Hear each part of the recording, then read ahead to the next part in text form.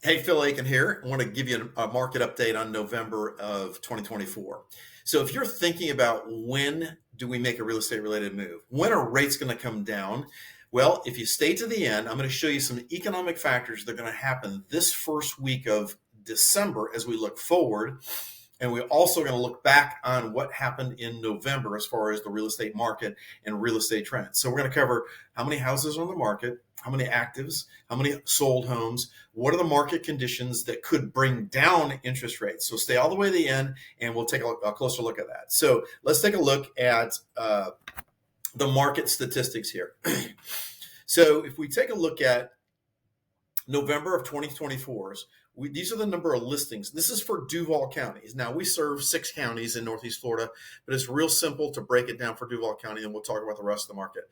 So there's active listings. There's 5,153 active houses in the market, and there's 895 that have sold. So that means that basically 1 out of 5, 1 out of 6 houses that are on the market actually sold. The red line here talks about the new listings. So there was 1,400 that came on, and there was roughly 895 that sold.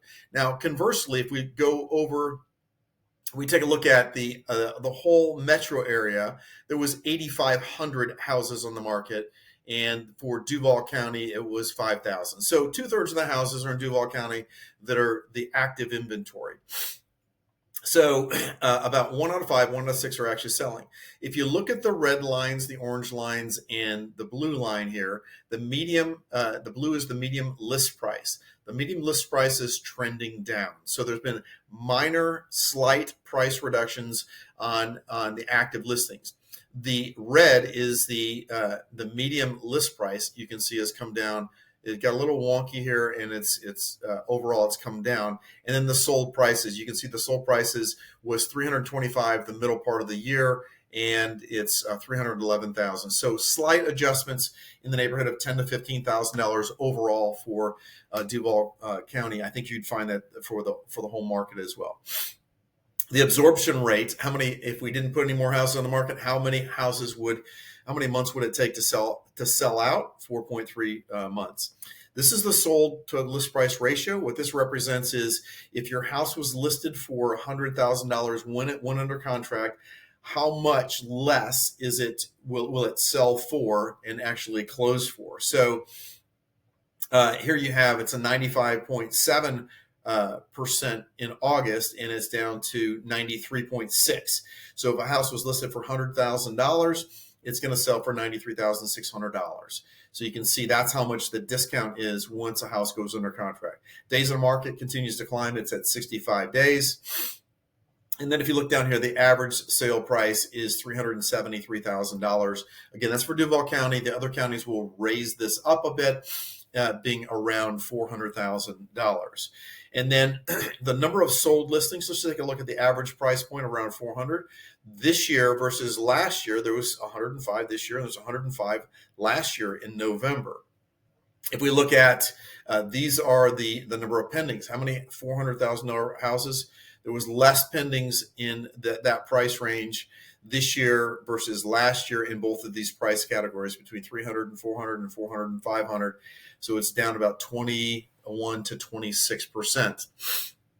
And then the active listings around the $400,000 price point, there was 1,261 this November versus last November was 977. So it's increased by 29%. And then this is the new listings. New listings is about flat for that 400 to 500 price point. So long and short of it is that things are relatively flat on pricing. Days on the market is increasing, and the inventory continues to grow. So to get a house sold today, it's a price war and a beauty contest. So the price, the condition, and the marketing will be the 3 factors on if and when a house actually sells. So other market conditions, here we have Florida's economic versus the economic growth versus the U.S. We've grown about 0.5% more per quarter for our growth versus the rest of the economy.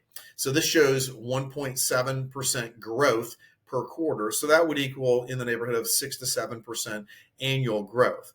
But you look at the last 4 quarters, and our pricing has been relatively flat. And so the pricing is relatively flat and has slightly decreased over the last quarter or two. And why is that? Well, because mortgage rates. Well, mortgage rates today are around 6.85 for a 30-year fixed if you're putting a 20% down, and then 15-year fixed, and then you have FHA and VAs. So the mortgage prices are somewhere between 6.1 to 6.8 depending on your loan type. They did spike around the 1st of November, and then they've come back down to around that 6.885. So some of the market conditions that will affect interest rates are going to be happening at the end of the first week in December here. So there's really good data that's going to be coming out, reports, inflation reports, labor and employment reports, job reports. Last month, it was only 12,000 new jobs that were reported, and it was way below what the projections were. So that's bad news for people that are getting laid off, of course.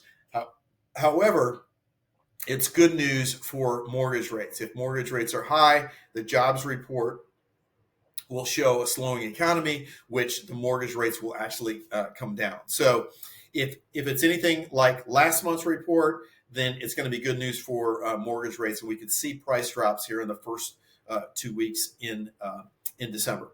So a 1% price drop in mortgage rates, so if they go from 6.5 to 5.5, what that means for a buyer is they can buy 10% more house. So a 1% price drop, a buyer who's pre-approved for $500,000 on their monthly payment, then they can go to $550,000. They can afford 10% more.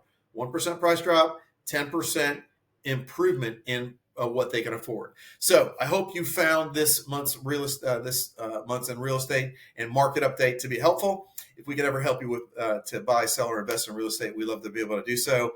904-440-1758 is my personal line. I'd love to talk with you. Take care.